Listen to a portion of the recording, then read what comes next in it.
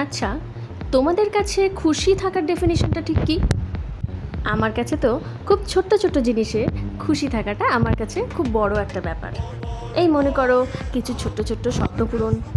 এই দেখো, এদিকে আবার মাকে বলেছিলাম আজকে রাত্রে একটু হালকা করে সিদ্ধ ভাতই করো, আলু সিদ্ধ, বাটার অ্যান্ড ভাত আমার ভীষণ ফেভারিট। আর এই যে আমাদের হ্যাপি ফ্যামিলি ফ্রেম, ভালো লাগছে না?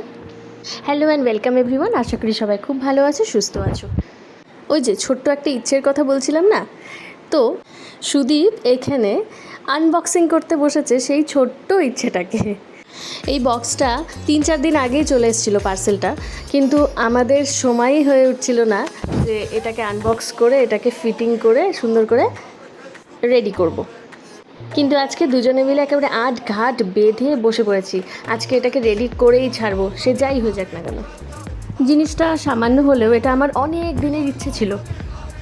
হ্যাঁ, এটা একটা হোম ডেকোরেরই জিনিস, আমি হোম ডেকোরেট করতে ভীষণ ভালোবাসি, তাই সুদীপ আমাকে এটা কিনে দিয়েছে।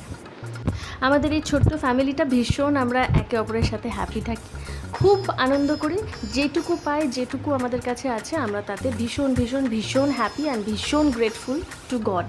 হ্যাঁ, আমার বাবা যদি থাকতো তাহলে পরে এই হ্যাপিনেসগুলো 3 গুণ 4 গুণ 10 গুণও হয়ে যেত। হ্যাঁ, ফিজিক্যালি থাকলে পরে এটা 3 গুণ 4 গুণ 10 গুণ হতো, কিন্তু বাবা আছে, আমি জানি, আমরা জানি বাবা আছে, আমাদের সাথেই আছে, সেটাই মনে করে আমরা খুব খুশি থাকি। এই ভিডিওটার মাধ্যমে আমি তোমাদের সকলের মধ্যে অনেক পজিটিভিটি দিয়ে দিলাম। তো এতক্ষণে তো বুঝেই গেছো এটা কী তৈরি হচ্ছে, তো লাস্ট কী তৈরি হয়, লেটস সি।